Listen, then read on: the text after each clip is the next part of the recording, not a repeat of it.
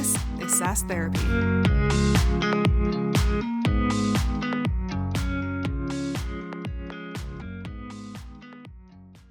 Hello, everyone, and welcome to another episode of SaaS Therapy, the show where we help you save your most important business relationships, your customers. I'm Todd Kirk, your host, and I'm joined by my ever-present co-host, Claymation Casey Trujillo. You don't look Claymation. It's just an inside joke for me, not for anyone else. I don't even know what All I that can means. say is I might have used AI to make a Claymation version of Casey, and it was epic. He hasn't seen it, so yeah. Oh, okay. All right. I'm getting you. All right. Well, thank you for that, Todd. I know. I don't have enough friends. You're the only person I know. I don't that have makes enough inside friends jokes to for have himself, inside jokes so with anybody else. I have to hope make you my own find inside yourself jokes. humorous. But that said, though, I'm super pumped to have Randy Hulme on from Qualtrics today. That's awesome. Randy and I actually go way, way back. We had our podcast team reach out to Randy because of his role as over customer success at Qualtrics. He's the director of customer success in the public sector there. And what's interesting, though, is when they reached out, I was like, dude, no way. All the way back in college, Randy and I lived in the same apartment complex, and we were in the same cohort at business school. So it was like, how the heck did this happen? So anyway, Randy, great to see you, and welcome to SaaS Therapy, my friend. Yeah, thank you, Todd and Casey. It's an honor and a privilege to be here. This is the best moment ever. I love it. We're pumped to have Randy here. I was waiting for you, Todd, to ask the next question, but I'll jump in, man. So, Randy, being with Qualtrics, it sounds like the events that they have every year are extremely epic. And this isn't the topic of our podcast today, but I got to know, you've listened to some pretty phenomenal people at these events, from Michelle Obama to Dwayne Wade to all sorts of people. I think you've been there 4 years or so. Who's been the most impactful person that you ever listened to that you would actually go pay to go see? Out of all the people that you've been to, great question, Casey. Person was the one you're like, man? Maybe I'll give a little bit of background on myself first, introduce myself, and give some context for the answer. So 4 years in my current role, Casey. I've actually been with Qualtrics for coming up on 7 years now, which is, I think, surprising me more than probably anybody. I tend to get bored quickly, and Qualtrics has done the trick with keeping me engaged and interested, which has been a fun ride. So during that time, I've had the privilege of attending these events that you're referring to. We call them our X4 Summit. It's for the experience management industry, and as a leader in that space, we bring together our customers as well as partners and even other vendors in the competitive space to just come and talk about what we're trying to accomplish to improve the human experience. And we always have some pretty heavy headliners. You mentioned a few of them. One of my favorites was actually Brené Brown. She has done a large amount of research in all sorts of spaces. But when she came and spoke with us, she talked about the ability to process grief, which was interesting, and help do some introspective work to overcome challenges that we face as human beings, which then enables us and empowers us to move forward and to be more productive and pay forward in society to others who need our support. So it was interesting to apply her research to a business context and to think about how we as human beings can be more healthy within ourselves to then go outward and help everybody around us.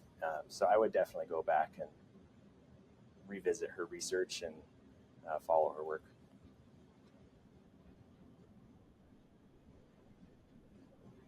Oh, that's fantastic, Randy. I think one of my favorite quotes from her about grief is, "Grief has no timeline." And I think that is just so impactful, right? Because sometimes I think in customer success, we forget that there's a person on the other end, and we don't know what they're going through, what processes they're trying to manage in just their personal life, let alone in their work life. And sometimes we don't have that empathy. We don't maybe grieve with them on the other side of things. And we're just like, hey, why haven't you done this? Why haven't you done that? Right. So good. Randy, Brown, so you mentioned since you've been at Qualtrics so long but that you get bored quickly, what have they done to make it, to scratch the itch to help you want to stay there and keep going? Like how has your job and your career changed over the course of the last, almost decade? Yeah. So early on, I knew this about myself already. I'm a former consultant, or a recovering consultant, as I sometimes refer to myself. And so coming into this role, I knew I had to keep things interesting in order to have a chance at staying longer than a year or two. And so I requested with my manager and other leaders to structure my book of business as a frontline success manager to be relatively industry agnostic. I thought, well, if I at least have customers that are in different spaces, I'll be solving different problems and maybe have the chance to cross-pollinate learnings from one industry to another. And that worked out fairly well. I had, as my first flagship customer, BMW, and they were one of our big customers as a company at the time, and actually won an award at one of those events that we went to early on. And then I had customers in the healthcare space like Blue Cross and Baxter Healthcare. I had customers in manufacturing like Caterpillar, the big manufacturer of construction and tractor equipment. And so that was one way I did it early on.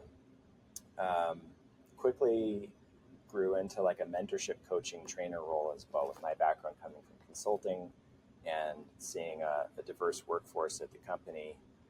It was easy for me to do certain aspects of the job and harder to do others. So I skewed towards more of like a consultative role, whereas many of my peers were more technical in nature. And so I leaned on them for technical support, and that was something interesting for me to get into more deeply. But then I also provided training and enablement for individuals that maybe needed help on the more consultative and advisory part of the role. Which then led into being a people manager. So I've really enjoyed leading people. That was about 3 years into being at the company. I've always loved being a people leader. I did that at previous companies and outside of the office as well. And so that's been the main growth edge for me over the last 4 years. I find great satisfaction and fulfillment in building teams. I've had the privilege of hiring and interviewing a lot of people in the last 4 years. And something that I learned at my previous employer with Backcountry was the power to create culture and not just let the culture turn into whatever it wants to be. Within my first month of being at backcountry.com, which is, if you don't know, they are an online retailer of outdoor gear and apparel. And being headquartered in Park City and being in that space, you might imagine it attracts a large number of rather outdoorsy and active people. And I've learned that every fourth Wednesday, they took like the last 3 or 4 hours of the workday to go out of the office together as a company and do something out in nature. So we'd go and ski, or we'd go mountain biking, or we'd go rock climbing, or go on a hike. And the first time I went, I was in a group with our COO at the time. His name was Pete Labor, and he had gone to business school at Northwestern. And I really looked up to him. And I was out there, I was like, I'm on the strategy and finance team here. This feels like a really long and expensive meeting on the P&L. And I asked Pete, I was like, I'm not complaining about the fact that I'm biking with you in Park City right now, but like, really? And he goes, well, I see your side of it, but also right. I find that as we get to know each other outside of the office, we work better together inside of the office. And I was like, I see where you're going with this. So that proved to be true, of course. Not only did I get to know Pete, but the other 300 or 400 people in our Park City headquarters there over the course of time that I spent. And that was true. Absolutely. As we got to know each other better, we were more productive in the office in those other hours. So I've continued that tradition here. I spend about a third of my time in team settings and even in one-on-ones to a certain extent doing team building. And it's anything from icebreaker questions to going out on a hike, or back in January, we actually have the privilege at Qualtrics of having a handful of corporate passes to Sundance Ski Resort. And so I took the whole team skiing. By chance, everybody on the team actually knew how to ski, which was unusual. So we wanted to take that opportunity. I wouldn't force someone into an activity that wasn't inclusive for them. And so wanted to jump on that. But the team's given me feedback over the years that that's been one of the things that's really attracted them to staying on the team and to continuing their development and increasing their fulfillment with being with us. So just an example of one of the things that I've learned as a people manager. It's kept things interesting for me. Like, how can I better create an environment for my team members that will enable each of them individually to thrive and achieve their personal goals, while at the same time achieving great outcomes for our customers and also as a team. I don't know what's on the horizon for me. I guess bigger, more, better, like something along those lines. But yeah, it's been a great ride so far. The last thing I'll say that keeps things interesting is that in public sector, the way that they define value is different from private sector. Private sector, a lot of things hit a P&L, they're financially oriented. And in public sector, there are financial elements to it, especially in the cost savings area. But the outcomes that we talk about in public health, for example, are frequently around health outcomes, or they are much closer to home with, like one of my favorite examples, we work with a lot of customers in women, infant, child, or WIC programs. And the outcomes for them are increasing access to public benefits in that space, which are for grocery benefits, healthcare benefits, access to early child intervention, supporting better lactation and breastfeeding support for mothers. And if we can just get more of the critical population into the system, then that has a huge ripple effect down into the future with future educational outcomes for those children, has an economic benefit for the community they live in, and you can imagine the possibilities beyond that. So it starts with enrollment, but then using our software, we can also make sure that people stay in the system, that they have greater engagement and use of those resources while they're in the system and beyond. So being able to coach the team on how to define value and ensure that our customers are actually achieving the outcomes that paid for the software in the first place is like another continually interesting problem for me to approach over and over again, because every single time it's different.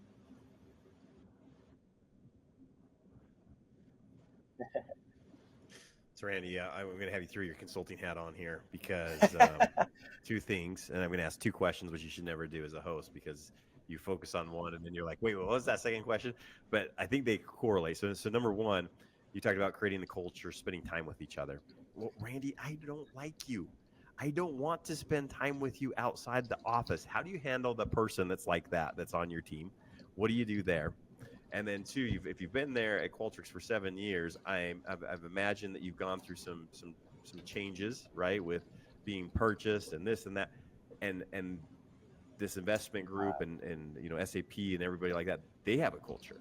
So how have you also meshed their culture with the culture that you had created? So number one, what happens when on your team you have someone that's like, hey, at the end of the day, I'm here to do a job.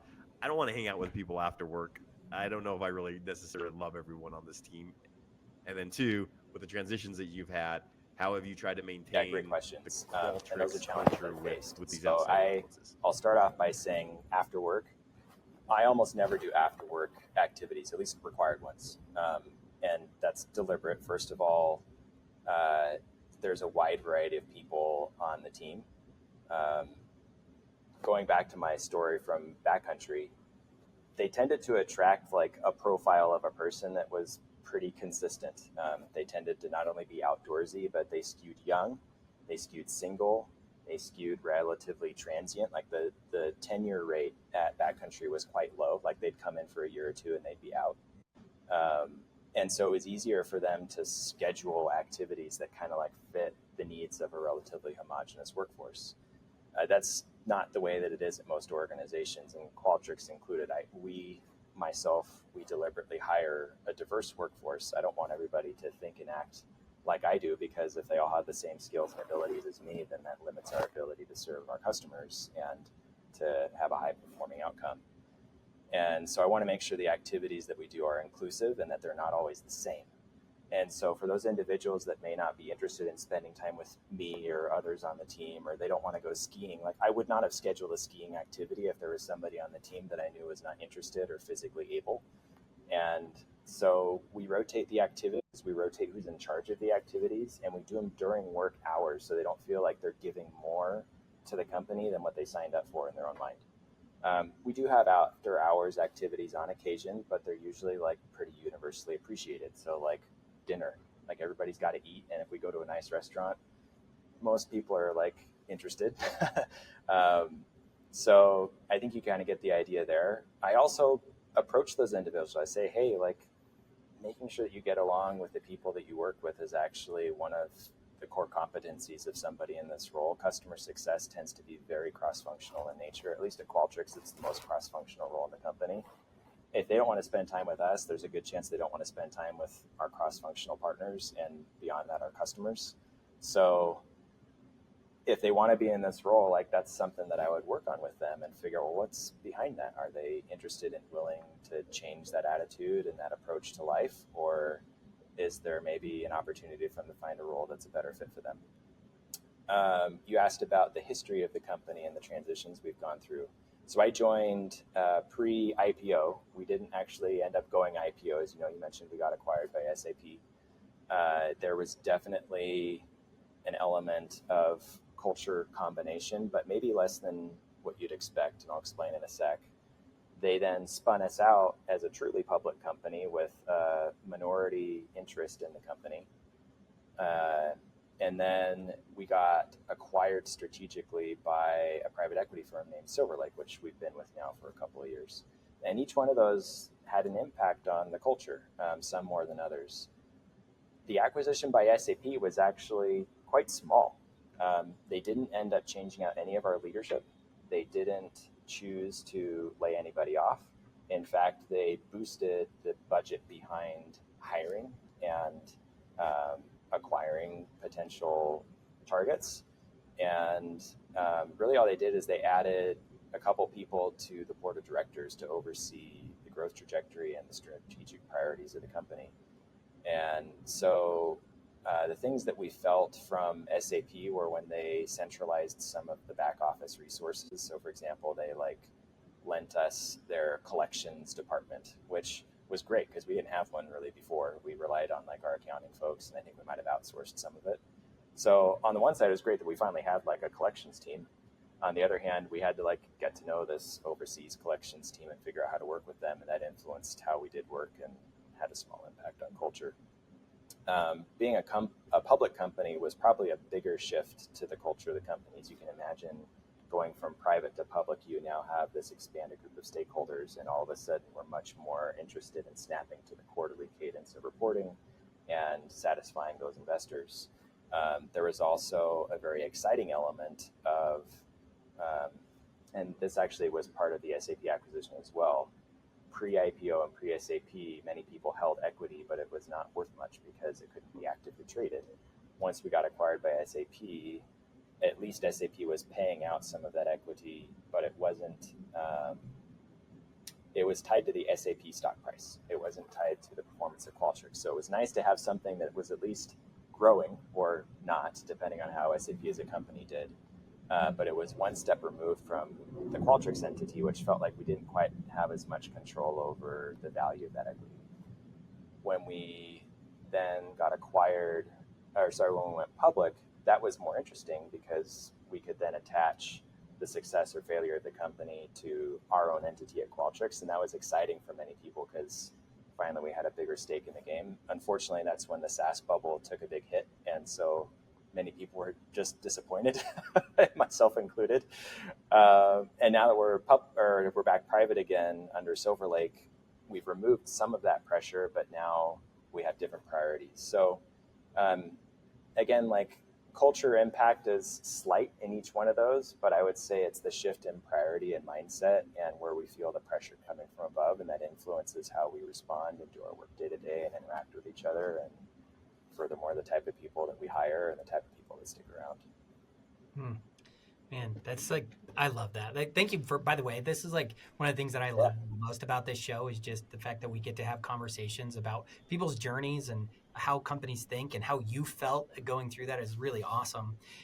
One of the things you mentioned there, Randy, was just the fact that, Qualtrics, because it's such a bigger company and a less homogenous company than Outdoor, was the fact that you also have all kind of these diverse needs. And I also love that you mentioned that in your original journey, when you came in, and part of the reason you've stuck it out at Qualtrics as long as you have is just the fact that you've gotten to support customers who have a lot of diverse needs because you've moved from different sectors and different segments and different industries. And so one of the things that I maybe would be really interesting to pick your brain on is how do you handle supporting a team of CSMs who are supporting customers who legitimately use your product all very, very differently? Because a lot of SaaS tools, they're built to be very kind of turnkey. Everybody has the same outcome, the same drive, the same success metrics that they're looking at. So how do you adjust whenever you're trying to support all of these like really varied use cases? Yeah. So it starts with hiring. I interview a fair amount. I currently lead our state and local government market unit, which has about 30 customer success managers in it, and about a third of those report directly to me. We interview a lot of current success managers who work for a single product company. And regardless of the complexity of that single product, it doesn't compare to what we have on our product offering, which is, while still largely based on the same functionality, at the very least serves very different target buyers. So we have customer experience solutions, employee experience solutions, strategy and research solutions, which is generally serving the research population. And within each of those, there are subsets of features and functionality with specific use cases that each have their own target buyers and personas and such that we track to. And so when we interview somebody that's only worked with a single product as a customer success manager, the complexity when they come into our organization is quite overwhelming. They're not used to being able to, or not being able to, they're often obligated to understand how the different product lines play into each other and interact one way or the other. Sometimes there's a clear value chain where one product line influences the next and the next. And if they can't connect the dots and manage the different work streams and the different value chains, there's a lot of missed opportunities there.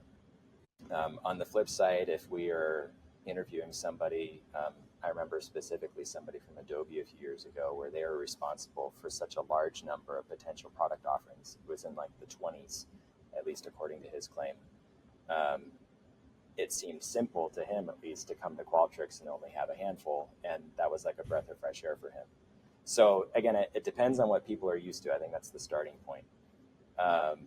From there, yes, there are many ways to apply the solutions that we have, and I continue to fall back on a framework that's pretty universally applicable, not only to Qualtrics, but across most SaaS organizations. Typically what happens in SaaS is you bring data in, you somehow make sense of that data, surface insights that then triggers an action, and that action is sending some kind of data out.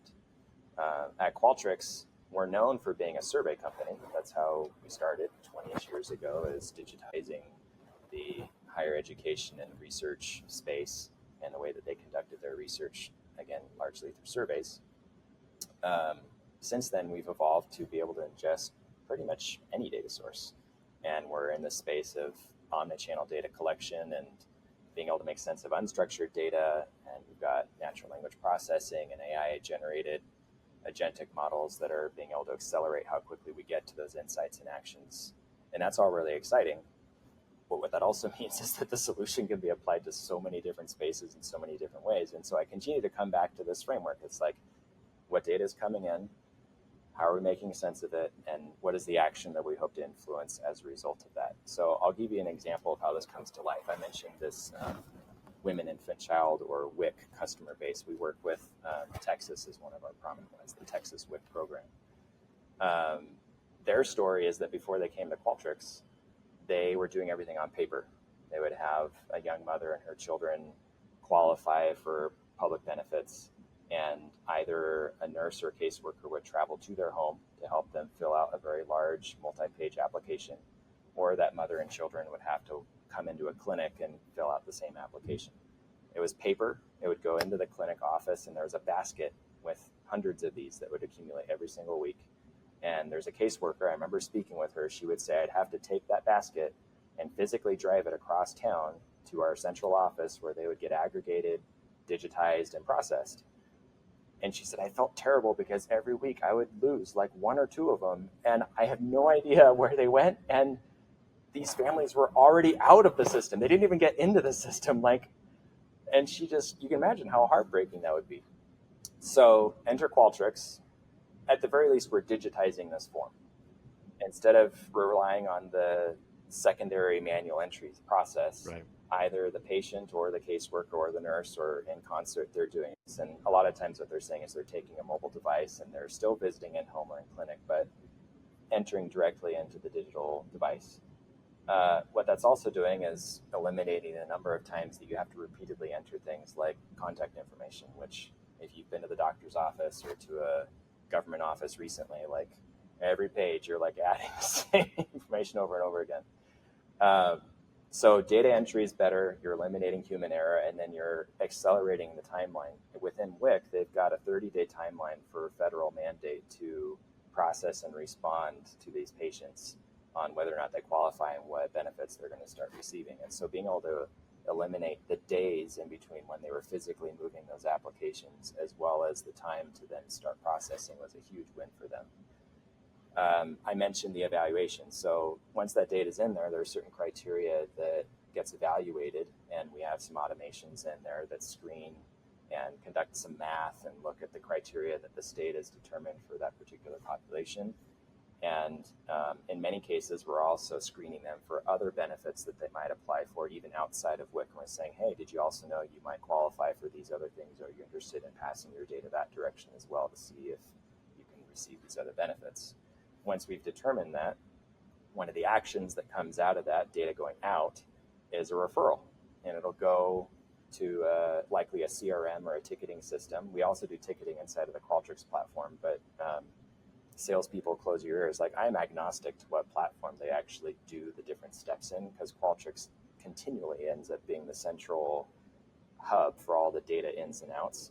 Our ticketing system's fine, but if the customer's already familiar with a different platform, say they're in Salesforce or ServiceNow or whatever it is, I would much rather not deal with change management and introducing users to a new platform and trying to encourage adoption.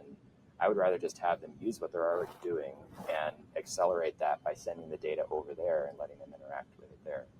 And so with Texas WIC, what this meant is they were, again, with enrollment, it was declining before we got introduced. Overnight, after implementing this solution, enrollment doubled from what it was the previous month. And then every month thereafter, it doubled again and again for 18 months, until after that 18-month period, they had accumulated over 200,000 applications for families in the state of Texas, which was far beyond anything they'd achieved before. And what that means is that those families, again, they're getting early childhood intervention help, they're getting groceries, they're getting medical care, and they're getting lactation consultations for these mothers that are breastfeeding their children. That just wasn't happening before. Now, once they're in the system, we follow the journey. We're a journey-based platform. You can imagine it's not just like the first visit. They have to return to receive those benefits. They have to go to the grocery store. They have to visit the clinic for those health benefits. They have to receive an advisor for that consultation. So 2 quick stories on how this continues to happen. We mapped the journey for grocery benefits. They have to receive a debit card. They have to then go to the grocery store, and that cycle goes over and over again, with, of course, a few other steps in between. There is a subset of the population that wasn't using the cards. It's like, well, that's right. Unexpected. It's like free money. Don't you think they'd use it if they qualified for it? In the old system, before we got introduced, they wouldn't even know that that was happening for weeks. And the only way they would know is if one of those mothers called in and say, hey, something's broken here. I can't use my card. With us, we saw it within a couple of business days. And we were able to quickly identify what the root cause of that was by combining the operational data that showed us it wasn't being used with the survey feedback data that we were getting from the patients, as well as the grocery store employees that said, hey, we're swiping these cards and they're getting declined over and over again. Well, we can then go to the banking partner and figure out what's going on. And sure enough, they issued a whole bunch of cards that were broken out the gate. And so overnight, we reissued a whole bunch of new debit cards. And within just a few business days of the problem starting, it was solved. And all of a sudden, this critical population is able to go and buy groceries again. All that's because we're following the journey. We have data in and out, and we're able to set up threshold alerts that say, hey, something is out of the area that we would expect. We should probably do something about that. And that creates the opportunity to take action.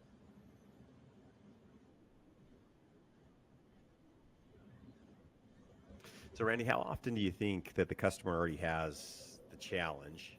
So in this example, they knew that, hey, these documents are sitting here and getting lost and the time that they had versus your CSMs coming up with Yeah. proposed ideas? Is there a percent? Is a consultant CSM? I'm doing a better job of trying to discover what the process is, and so then we can say, okay, let me tell you what the future state could look like. Is that what you try to train your team more on? Is they have the problems, you just got to discover them, or are you asking your team to come with fresh ideas and say, hey, at this one organization or in this one All the above agency, and even a little bit more. what's kind of the mix I on that? trust the incentive model for the people that I work with. And for us, the bottom line for individual frontline employee performance is renewal of the dollars that we started with in our book of business at the beginning of the year. What percentage of those renewed at the end of the year? Most SaaS is fairly high, probably 80-90% range from most of the companies I've talked with. We're on the high end of that. We're low 90s, and we do that pretty consistently. It's a stretch pretty much every year, but like we hit 91, 92% pretty much every year. And so if we're doing things that are helping our customers achieve their desired outcomes, they're probably going to keep doing business with us. The second piece for us is whether or not they increase their usage of our platform, which then converts into expanded spend with us. Up until the beginning of this year, we actually had a financial component in our customer success org for expansion. What's interesting is last year we started selling our product based on product consumption. And so we are now snapping to a consumption-based metric instead of a spend metric so that we can help the leading indicator of spend for the rest of the organization. And that's been a really interesting transition for us. It still should drive mostly the same behaviors, but because we're now laser focused on increasing the maturity and consumption of the product with our customers, it actually facilitates some of these conversations better, in my opinion, than what it used to. So what you're talking about with the potential for our team to help with the discovery and identification of those new use cases, absolutely. With maybe an and statement on the back of that, I'm encouraging my team to identify the highest potential use case. It's not just like whatever's right in front of the customer or whatever gets presented to us as an idea. I will always hear the customer out, but at the end, I'm always asking the question, well, like, that's really exciting. What do you anticipate the impact of us doing that together will be?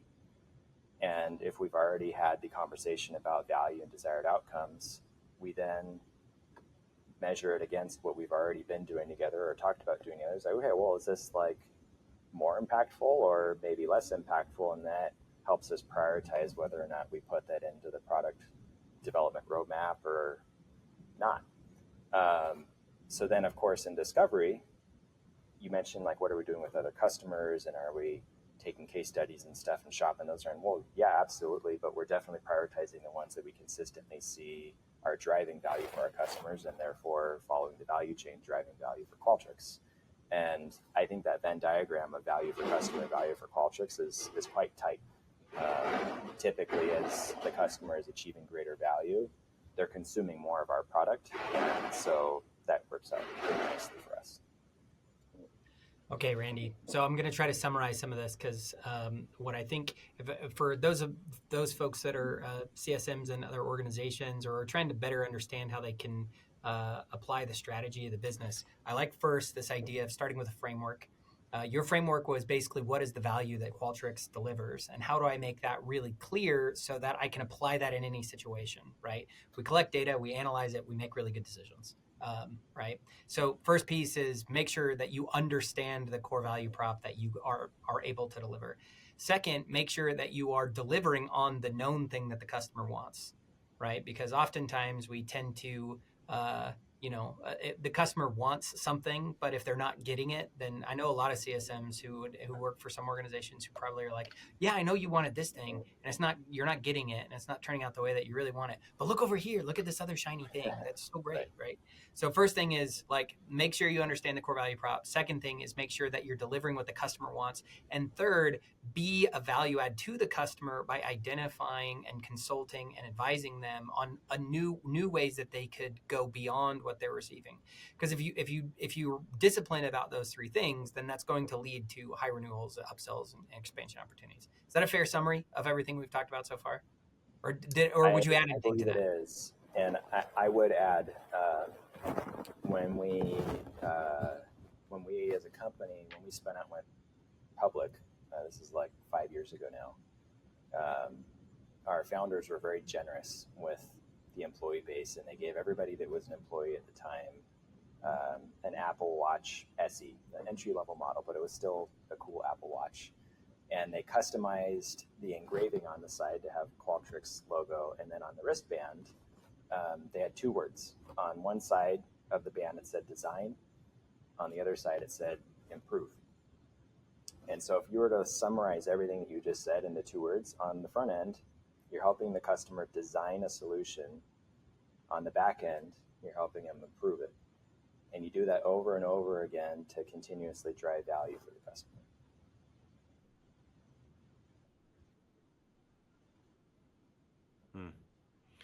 Randy, question here, and give us your Jedi mind tricks on how to do this. Consumption models are so difficult because, Randy, the more I use, the more I pay, and I only have so much budget, especially in state and local. So how are you approaching this consumption model where I know and you know the more you get me to use your product, the more I'm going to spend, but I only have so much budget? How do you keep the customer from saying, Randy, that's a great idea, but a lot of people will use it? And you're like, well, duh, we want a lot of people to use it because you want to get to your outcome. So how do you fight that battle with the customer at times that they bought you for a reason, but at the same time, they only have so much money? It does how are you going about that? It's a challenge in the public sector, especially in government. And I think it's less that they're worried about consuming so much that it ends up being more expensive for them. It's more ensuring that we accurately forecast or anticipate how much they need up front. And we build in a buffer. We try to be generous. We're not price gouging the government. Like, we're also a mission-driven population on this team, and we're trying to be good stewards of the funds that are passed on to us by taxpayers and such. And so we do our best to be fair and equitable on that. At the same time, we try to coach the customer before it becomes a problem. So in the best world, when we have consistent usage of the product, there's a pretty clear direction that they're going to go, especially if we're tightly engaged with the customer and we know what the anticipated launches and changes in usage are going to be in the near future. We can say, hey, like, you've got, call it 1 million data points that you've paid for, and you're 50% through the year, but you're on pace at 120% of what you bought. If you're interested in continuing to generate the ROI that we've done so far, which, by the way, is right here, just know that in a few months we might need to adjust how we're arranging this partnership. If not, we can throttle it and help you figure out how to stay within those bounds. The other thing is we have customers that don't like our pricing model, quite honestly. Like, some government organizations, their procurement model just doesn't work that way. And so we be flexible with those customers as well. Many of them procure on a user-based model, which doesn't face nearly the same challenges as a consumption-based model. So we're still dealing with that. You know, Randy, I think that opens up a whole other can of worms, at least for me, because one of the things that I always wonder about is, you know, as a CSM, you want to maintain the ground that you've had and hopefully gain new ground. But when you have a tool that could kind of be used for all kinds of different purposes, you know, are you generally working with one team, or are you looking to get outside teams? But then all of a sudden you might have one customer, but technically it becomes 10. It feels like 10 customers because you're working with different groups who have different use cases. And like, how do you manage the chaos of now trying to make, because you want to grow, but you don't want to grow in a way that just like totally hamstrings your ability to deliver either. So how do you approach that? Yeah, and this ties into some other more specific answers to the last question. If we're growing effectively, we're going to expand beyond the existing user base. That's the ideal. I mean, hopefully we're maximizing the number of use cases and usage within each user base that we work with. But eventually it's going to become a saturated space, and we're going to want to expand beyond that. So in those cases, to answer your earlier question, Casey, usually we get access to additional budget, which relieves some of that pressure. But if that's not the case, Say, for example, we have several statewide contracts where we work with individual agencies and departments inside of that organization, or say you're at a higher ed institution and the buyer is actually the IT department, and then they centrally distribute the license across all these different colleges and schools within the university. Like, that becomes very complex very quickly, as you're alluding to, Todd. One of the key roles of the success manager is to maintain relationships with all of the key stakeholders. And so we have to identify who the movers and shakers are, what their desired outcomes are for their investment in the product. It's harder when you have a centralized investment from somebody like IT, because frequently they're just distributing user seats and paying the bill at the end of the year. And so we have to then go to a secondary champion. Sometimes they contribute budget to a centralized pool, sometimes not. But people that are at least investing enough to allocate their people to be in charge of the solution that is being developed on top of the platform, and making sure that we have very clear expectations and alignment with them on what they're hoping to get out of their investment, and that we're tracking towards that, and repeating that over and over again with each distinct user group that we support. And that gets complicated. Like, we've got maybe the most extreme example, we have a statewide contract with Missouri that has 26 agencies right now, which is a decrease actually there. They just went through a consolidation to try and simplify how they run operations at the state. But that's still 26 potential stakeholders across the state, and similar stories in the state of Iowa and the state of Utah. We have several statewide contracts. And so our CSM, they partner with the sales rep on this, of course, but once the deal is sold, customer success is the frontline customer facing person from there on out until there's another commercial incident. And one of their primary roles is relationship management and ensuring that the value that was anticipated is delivered.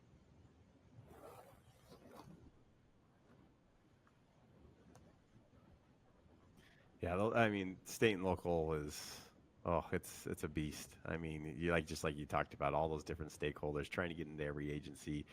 You can only handle so much as the CSM. It's Randy, your team is out there working hard. I can definitely tell. Randy, as we come to an end of this episode, Todd and I, we called it SaaS Therapy because, as SaaS leaders, we sometimes need our own therapy sessions. And I think Todd and I did this more for ourselves so we could ask questions to other people and see what they do. So it makes us feel not so crazy. And sometimes we are crazy. So any good therapy session, the therapist always ends with a homework assignment to the patient. Randy, if you could give a homework assignment out to our audience today, what would be the homework assignment that you would give to them? We followed a bit of a theme. You can kind of see where my mind is frequently working with my team, but it's all about value and outcomes and incentives. And so I think if I were to assign the audience here something to think about and go and do, I would draw out on a whiteboard or a piece of paper the value chain between your target customer base, your frontline people, the team and department leaders, the company that you work for, and make sure that all of that makes sense. If you have any areas that are not overlapping or they're misaligned, like, fix that. And those are fixable things. But for example, this happens in SaaS. We inherit contracts that are sold by sales that are either oversold or out of scope, or they didn't have the right services attached, or customer bought something that they thought was something completely different. Like, everything's out of alignment there. And so that's one of the more extreme cases, but like, naturally we have to go in there and reset expectations, or somehow do a $0 change order on the contract or something to make sure that at least at the front end, the customer is getting what they thought they paid for. Same thing applies though to everybody else down the value chain. Like, if you're thinking about the incentive model for your frontline CSMs and you're not seeing the behaviors that you want, like, well, what are you asking them to do? Are you actually asking them to go and renew the dollars that your customers are investing in? Or are you asking them to go and close tickets? Or are you asking them to fill in the blank? And there are a wide variety of customer success organizations out there in the world. They all have slightly different approaches to how we do this job. And I think what's behind that is the complexity of the product that they support, the size of the commercials that are taking place, how much money are your customers spending, how big are those deals, and the complexity of the solutions being delivered, therefore demanding a certain level of engagement from the success manager. And so naturally, as companies grow and evolve, which by the way Qualtrics has done, and I've seen this happen. When I joined the company, we were essentially glorified tech support, and that was one of the main complaints I heard from people as I did info interviews with other existing success managers before they joined the company. Like, yeah, like spend more than half my time just dealing with like tech escalations on support calls that come in. Oh, that doesn't sound like a whole lot of fun. But what they told me is that they were heavily investing in actually standing up a real support organization. And I was like, okay, well, that gives me hope that things are going to change.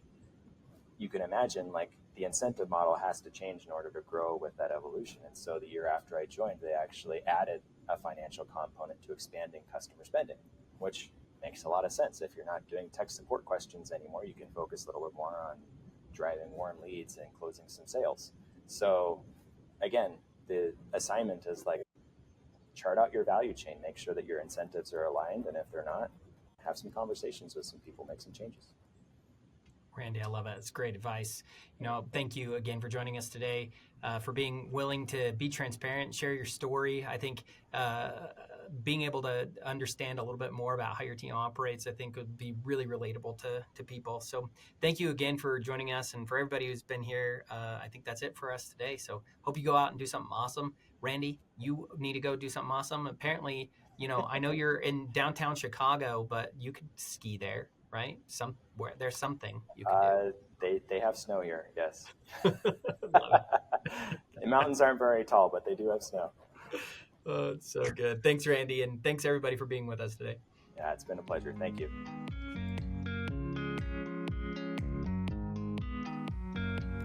SaaS Therapy is brought to you by Brainstorm, the SaaS platform for SaaS adoption. Learn more at brainstorminc.com.